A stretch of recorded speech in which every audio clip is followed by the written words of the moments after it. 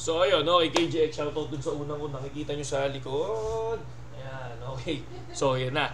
So ngayon, mag-review tayo ng coin. No? Huwag mo ng BTC muna at nakikita naman natin, pababa ang BTC. No? Meron tayong sinusunod na pattern. Pinakita ko yan ng nakaraang video.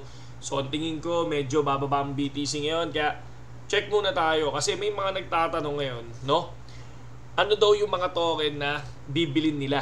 Okay? So, check natin kung paano ako pumipili ng token. Yun yung mismong ipapakita ko sa inyo. Okay? So, sa channel natin, lagi nyo tatandaan ha. So, lahat ng ginagawa ko, pinapakita ko. Diba? Nung bumili tayo ng ADA, XRP, 19 pesos, ADA, 13 pesos, pinakita ko lahat yun. No? Tingnan nyo yung video natin, no? Tingnan nyo yung video natin. Tapos ngayon, papakita ko sa inyo kung good to buy pa bang bumili ng mga tokens ngayong 2023, no? Ngayon 2023, at ano yung insights ko ng 2024. Okay? Okay ba yun? Okay ba yun? Okay ba yun? Sige. So, check natin ngayon, mga Lodi, no? So far, ito lang, nag-iipon muna tayo ng USD. So, ang ginagawa ko lang, nag-trade lang muna tayo, buy low, sell high. So, stay lang yan. Papalaguin muna natin yan. No? Papalago muna tayo ng ating assets. Okay, unahin natin ngayon mga idol, no? XRP. Okay, ito ang XRP. So, ang XRP ngayon ay 33 pesos. So, kanina 32 pesos yan. So, ayan, no? Mag-33. So, ngayon, good to buy ba para sa'yo KGX na bumili ng XRP? Okay. So, ito muna yan. Tinitingnan ko yung market cap. So, makikita nyo naman yung market cap dyan. Ayan. Punta kayo sa cryptocurrency, tapos punta kayo sa buy market cap. Ayan, makikita nyo, pakilan sa XRP, top 5, no? Top 5 sa XRP at meron siyang market cap na magkano? $32 billion. Okay, so balik ngayon tayo dun sa area na to. Yun ang una kong tinitingnan, no? Tinitingnan ko muna kung ano-ano yung mga token na matataas yung market cap. Bakit? Kasi ito yung mga nasa, kahit pa paano, no? Nasa 60% to 100%, lumilipad dyan pagdating ng bull market. Okay, check natin. So, ito yung 24 hours niya. Ano ba to? Paano ba patayin to? Okay natin. Yan. Ito yung 24 hours niya, no? Na trade ay na nakikita natin. So, nasa 32 siya. 68, pero ngayon nasa 32.68 o 32.81. Okay. So, ngayon punta tayo sa max. Yan. Sa max niya. Check natin. Itong 32 na ba to is good to buy sa XRP? Dito natin makikita. Sabi dito sa graph niya, no, ng max, no, from 2014 to 2023, ang all-time high niya nung 2018 na pumalo siya ng 170. Kaya hindi ko makuha eh.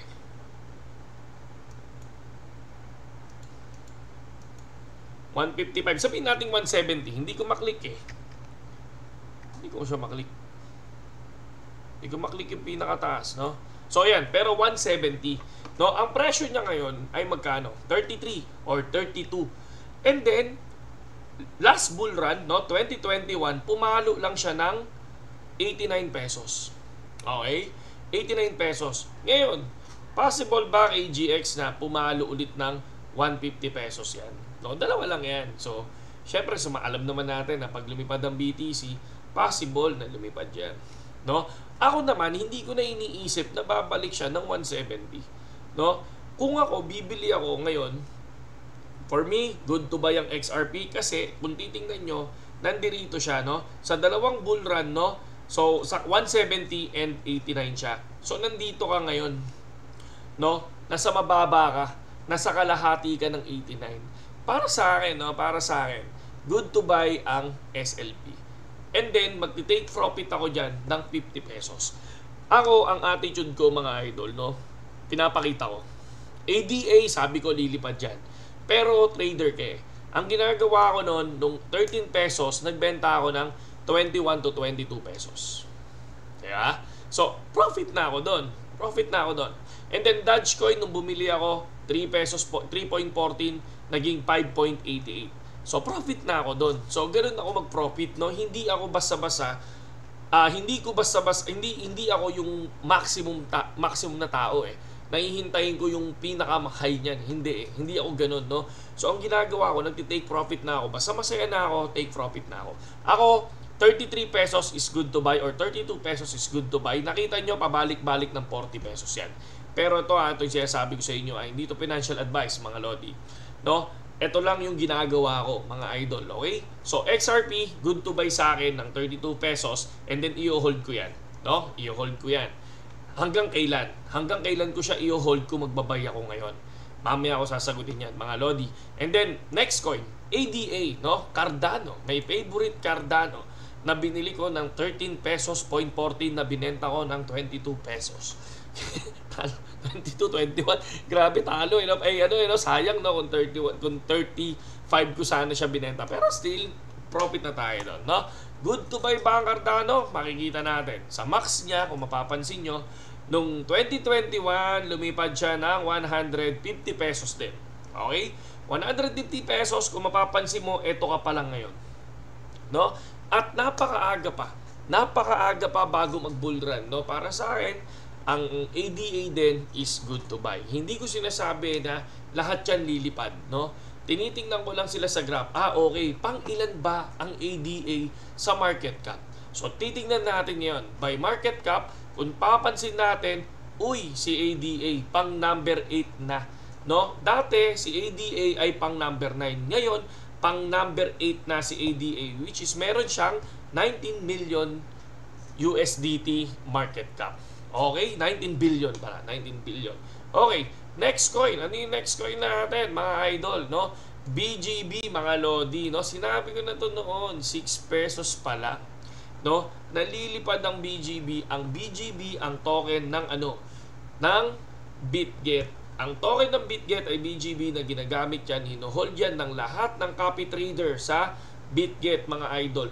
Bago ka pumasok as a copy trader ng BitGet, kailangan mong mag-hold, mga lodi, ng ng assets ng BGB, kasi ito yung pinaka requirements nila para maging copy trader ka. Ibig sabihin, walang mahirap na copy trader dito sa BitGet, dito sa platform natin. Yan sila. Yung mga copy trader niya. Kung mapapansin mo, ang lalaki ng mga take profit nila. 'Di ba? 16,000% ang naging ROI nila, return of investment. So napakaganda, 'di ba? So mag-hold sila na mag-hold. Bakit? Kumikita sila doon sa mga pumapasok sa kanila at gumagaya sa copy nila. Yan ang ginagamit ng mga bagong nagtitrade. Kapag hindi ka pa marunong mag-trade at hindi ka pa marunong sa technical analysis, pwede mong kopyahin yung mga trading nila. Okay? So kung gusto nyong subukan yan sa BitGet copy trading, mga idol, wag muna kayong papasok hanggat hindi nyo napapanood yung video natin, mga lodi, na ito. So yun, KJX, kamusta kayo? Ito, panoorin nyo muna to, copy trading full tutorial ng BitGet, para at least alam niyo kung ano yung pinapasok nyo. Yan, sinabi natin lahat. Walang sikreto. Pati settings, sinabi ko dyan, mga lodi. Okay? So, pagka nakita nyo at nagustuhan nyo, click nyo yung link natin sa description. Tapos, ayun, doon kayo mag-sign in, mga lodi. Kasama kayo doon sa mga event na ibibigay sa atin ni BitGet, mga idol. Okay, BGB, yes, good to buy. So, ilan ba yung max nito, mga lodi? Ayan, ang max ng BGB, mga idol, ay ngayon. Diba? So, ibig sabihin, mga lodi, last bull run, mga idol, ang baba niya. Wala siyang kapresyo-presyo. Ayan, 0.74 lang siya noong 2021. And then, pumalo siya ng 31. Bakit? Sumisikat si BitGet, mga idol, pagdating sa copy trading at doon sa use ng BGB. Dahil ang BGB, mga idol, ang ginagamit nila sa Launchpad and Launchpool. Ang Launchpool, ito yung mga pinapasok ni BGB na token at ang pinamboboto ng lahat ng traders, lahat na nag-hold ng BGB ay BGB.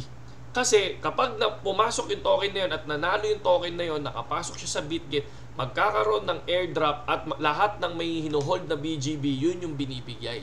Ang Launchpad naman, ito yung mga NFT na pinapasok, may mga project kay BitGet. Kaya BGB din ang ginagawa nilang pang-stake doon, mga idol. Kaya napakalaki ng use ng BGB. Saan? sa mismong platform, sa mismong nag-hold, di ba? So, yun yung ano ko sa BGB. Tataas ba ang value ng BGB? For me, wala pang bull run. Nasa 30 na siya, 33. Kahapon, 26. Ang sabi ko pa nga, good to buy ang BGB kahapon. Biglang lumipad. Sayang, di ba? Pero ako, pag-hold ako ng BGB, no? I think, siguro, mamaya, sasabihin ko kung kailan, no? Kung kailan tayo mag-hold, no? And then, anong next token natin, mga idol? SLP, mga idol. Bakit SLP? Una sa lahat, no, magkakaroon ng burning ang Axie Infinity. Ang all-time cap ng ang all-time high ng SLP is 20 pesos, no? Ako, para sa akin, yung 0.15, good na yan. Good to buy na siya ngayon, mga idol, no? Kahit mag 0.10 pa yan, good to buy yan. Kasi, ang daling marating ng 0.25, di ba? So, para sa akin, kung bibili ako ng 0.15 o bibili ako ng 0.13, 0.20 magbebenta na ako, 'di ba? Ako ganoon ako eh. Hindi naman ako yung tipong tao na kailangan kong makabawi, kailangan ko magpiso 'yan, mga idol, 'di ba? So hindi ako ganoon. Kailangan lang sa akin makapag-take profit ako doon sa masaya na ako, 'di ba? So wag yung maging ang pinapakita ko dito sa channel natin, wag tayo maging aggressive, 'di ba? Wag tayo maging aggressive. Lahat naman kumbaga kapag masyado kang minsan dalawa lang kinahantungan 'yan. Mali. Babagsak, ubus ka. Or, kasi bago ka pa lang di ba? So, hindi pwede yung basta, hindi mo alam yung ginagawa mo, aralin mo. Ako, katulad ako, 2021, 2023 na, di ba? So, chine-check ko siya. Sabi ko, okay. Ngayong 2021, bull run pala ang tawag dito. Kasi pumasok ako, bull run. Lahat ng bumili dito, nasunog nung bear market. Pero, lahat pala sila nakakabawi kahit papano pagdating ng bull market sa susunod. Kunyari, kung nag-hold ka ng BGB na nakaraan, 33 pesos, from 0.7 pesos sa 0.7 ang pinag-uusapan natin. So, ibig sabihin, lumipad na to halos 6,000% o 5,000%. Diba? Kung yung 1 million mo, ininvest mo kay BGB ng 2021, ngayon, yung 1 million mo, na magkano na? Diba? 40 million pesos. Ganun yun. Ganun yung nakikita ko, no? So, ngayon, pagdating ng bear market, no? Sa susunod, hintayin natin. So, mamaya, paparinig ko sa inyo yan. Yung ano yung gusto nating sabihin. Okay? So, RON token. So, RON token, good to buy RON token. Ako nga, kakasabi ko lang kanina dun sa vlog ko 83 pesos na lang yung RON token. Baka hindi na naman kayo mag-imbak. Ngayon, 85. Diba? So, RON token, alam niyo naman ang RON token. Ang RON token ay iyan ang pinaka-prime coin, no? Parang AXS and RON token. Pero ang RON token ang isang prime coin ng Axie Infinity, parang Ethereum yan, no? Ayan yung magiging pambayad sa lahat ng papasok na game sa loob ng Ronin Network. Okay? So, ibig sabihin yan yung gas fee, no? Na kung saan, marami kang pwedeng gawin sa RON. Pwede mong i-stake, pwede mong i-farm, ang dami niyan, di ba? So, kaya, good time din to buy ang RON token. Ako, para sa akin, bakit siya good time to buy? Wala pa sa Binance yan, mga idol. Kapag in-stake kapag nilabas ng Binance yan, to the moon yan. To the moon, no? Tulad na nangyari saan? Bonk, Rats, Pepe. So, meaning, lumipad dyan. Ngayon, kapag lumipad dyan, yun ang hihintayin mo. Mag-take profit ka kagad doon. Dahil kapag pumasok sa Binance yan, lipad sa umpisa and then dump yan, mga lodi. No? Parang parang example, Bonk to PHP. Bonk to PHP. Ayan. Pakitaan ko kayo para at least alam nyo. Okay, Bonk. No? So, Bonk, mapansin nyo, nung pumasok siya sa mas maganda dito na lang sa BitGet, mga lodi. Okay, Bonk. Check natin yung Bonk. Okay, Bonk to USD. Ayan. So, Bonk USD. So, sinabi din natin yan. Diba? Ito pa nga, nag-technical analysis tayo dyan. Ang sabi ko po dyan before, if ever napapasok kayo ng Bonk, mga lodi, no? Ito siya. Nung pumasok sa Binance, lumipad. Ayan. Tapos, nag-technical analysis ako sa kanya. Mukhang magkakaroon ng dump. At kapag bumaba yan, no, ang pinaka-go signal ko dyan is 0.20, 0.18, and 0.20. 0.00, 0.0000, 20 to 0.000 0.18. So, doon ako magbabay. Kasi magkakaroon ng retest yan para sa akin, no? So, once na pumalo yan ng yan, katulad nito, bumaba na ng 0.18, mga Lodi, no? Tingnan nyo, may retest. Tama ako, di ba? So, ito yung ginawa nating risk dyan, no? Ayan, yung resistance natin. So, bumagsak siya, tapos, ayun, nag-retest siya. No? Para sa akin, ito yung sinasabi ko na pumasok siya ng Binance, bang, lumipad. Diyan ka magbebenta kagad. And then, magdadump yan. Tapos hintayin nyo kung hanggang saan yung dump. Doon kayo bibili ulit. Yun ang mga teknikan dyan, mga Lodi. No? So, dito sa Bonk, very good tayo dito. So, para sa akin, good to buy ang Bonk ngayon, mga idol. No? So, check nyo yung retest niyan. So, solid. Solid yan. No? Ano pa? No? AXS. Siyempre, AXS is good token, di ba? So, 373. O kagabi, 362. Di ba? Nung nakita nyo sa video natin kagabi, sayang. Kasi ako, i-stake ko lang yan. Kung bibili ako ng AXS, i-stake ko lang sila. Okay? So, ganun lang yun. Ganun lang ang mag-check, no? Tingnan nyo lang kung nasan sila. Max. 8,000 ang max nito, ang alam ko. So, ayan. 8,000. And then, ito ka. Tingin nyo ba lilipad to? Sa sipag ng Axie Infinity, no? Sa sipag ng Axie, lalabas ang lalabas ang burning mechanism. Ano yung burning mechanism? 'Di ba? Pag-breed, no? Bakit magkakaroon ng breed? Magkakaubusan ng floor price tataas ang floor price ng Axie Infinity. So from 3.4 possible baka maging 1,000 ulit, o possible maging 500 pesos. No, ang gagawin ng iba magbi-breed.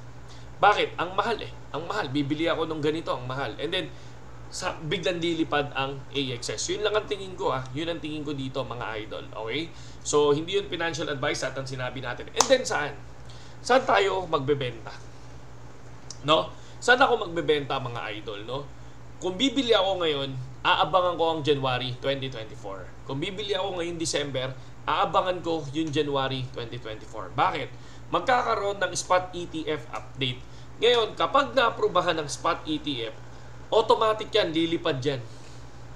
Lilipad dyan. Tapos, kapag papunta na ng halving, no, Bitcoin halving, pwedeng possible, bumaba. No? Bumababa. Kasi lahat ng history ng Bitcoin halving, medyo bumababa siya. April ang Bitcoin halving, mga Lodi.